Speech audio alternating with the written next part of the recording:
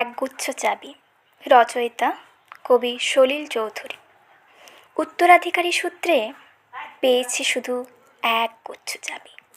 ছোট বড় মোটা বেটে নানা রকমের নানা ধরনের চাবি। মা বললেন যত্ন করে তুলে রেখে দে। পরে যখন বয়স বাড়ল, জীবন এবং জীবিকার সন্ধানে পথে নামতে হলো, পকেটে সম্বল কেবল এক গুচ্ছ চাবি। ছোট বড় মোটা বেটে নানা রকমের নানা ধরনের চাবি। কিন্তু যেখানেই যাই সামনে দেখি এক প্রকাণ্ড দরজা, আর তাতে ঝুলছে এক প্রকাণ্ড তালা।